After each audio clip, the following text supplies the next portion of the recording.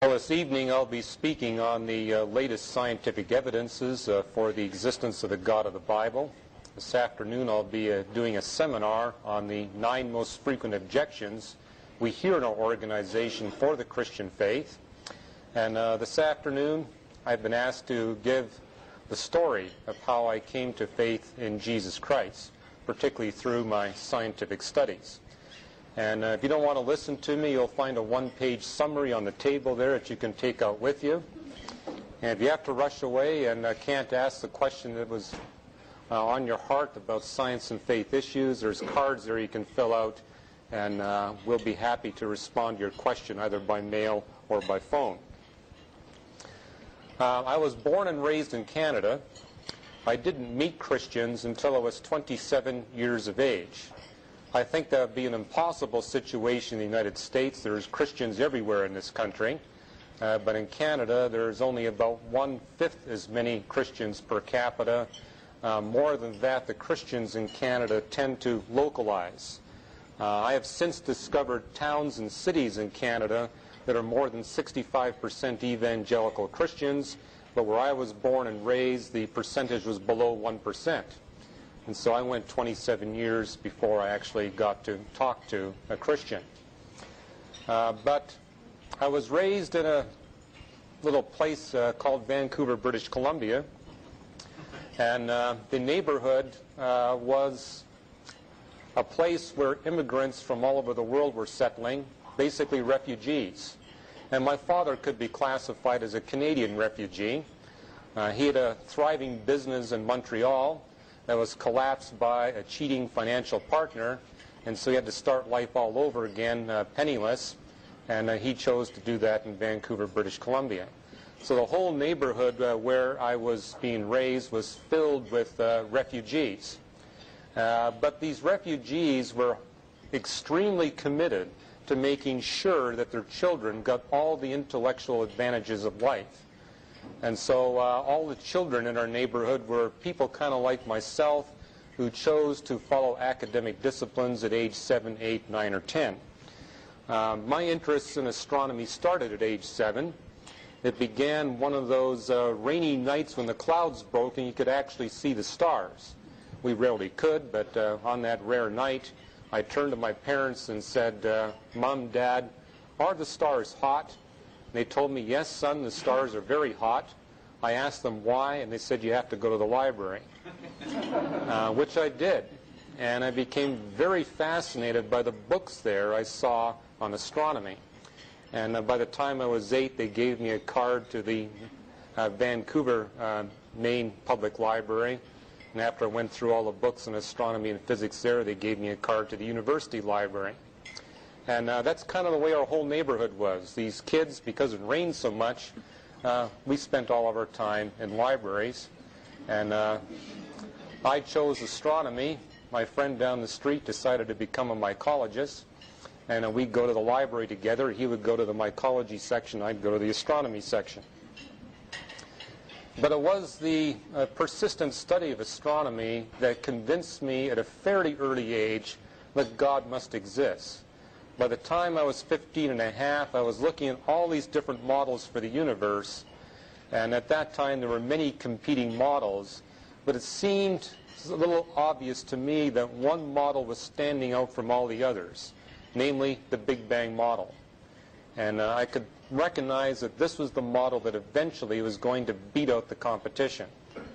And following the same logic of Albert Einstein, if the universe has a Big Bang beginning, that means it's exploding. If it's exploding, there indeed is a cosmic beginning.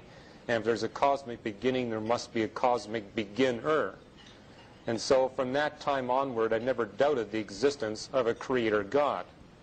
But like Albert Einstein, I was highly skeptical of this God being personal enough that he would want to communicate with human beings.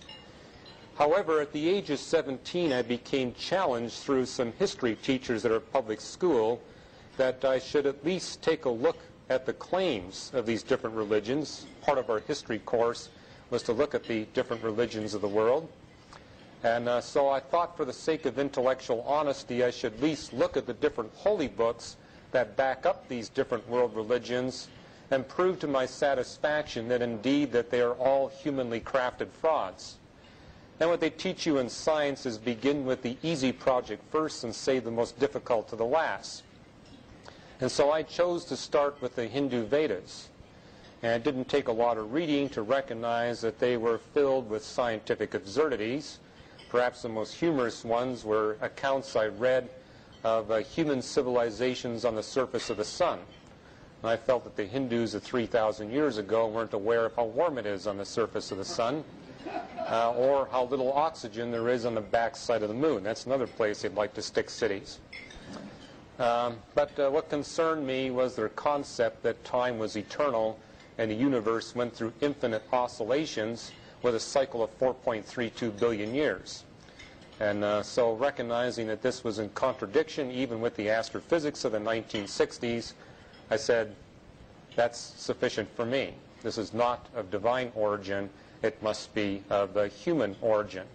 And the yardstick I was using was the record of nature reveals itself as being perfectly consistent and harmonious. There are no contradictions or errors in the record of nature. Everything fits together in a harmonious, elegant fashion. And so I felt that the same God that created the universe was communicating to us through a holy book. It would have to have those same characteristics of complete harmony, of elegance, and of freedom from contradiction and error. And so by looking for the opposite of that, lack of harmony and contradiction of error, that to me would be evidence that it was of merely human origin and not of divine origin. Now, the dominant religion in our neighborhood outside of atheism was Buddhism. I was raised close to Vancouver's Chinatown, and so I was very curious what the Buddhists had to say. And I discovered that they really don't have a holy book. They have all these commentaries. But their commentaries concerning the universe and the creation are borrowed carte blanche from Hinduism. It's the same message. And so I felt that Buddhism couldn't be it either. The next one I picked up was the Quran, the holy book of the Islamic faith. And I began to go through the Quran. I spotted a common denominator. I said, isn't it interesting that all of these holy books are written in an esoteric style? Typically poetry of an extreme esoteric nature. And that bothered me because I felt that the God that created the universe wasn't so mysterious and so appealing to intellectual snobbery as I saw in these texts. Moreover, I was disturbed by the vague nature. What bothered me about the Quran was how many dozens of pages I had to read to find something specifically enough stated that it could be put to some kind of test.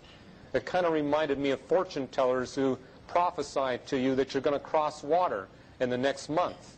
There's so many different ways that can be interpreted you can't miss. But eventually, after spending quite some time, I found statements in the Quran that could be tested. Perhaps the most specific one with respect to science is the statement that the stars are closer to us than the planets. Now, from a context of 700 AD, you wouldn't know the difference. But today, of course, we recognize that the stars are far more distant than the planets. And actually, if they paid enough attention to the Greek writings, they would have recognized, even back then, that that was incorrect. So after finding a few dozen statements like that, and what I really found most frequently was placing historical events in the wrong geographical locations.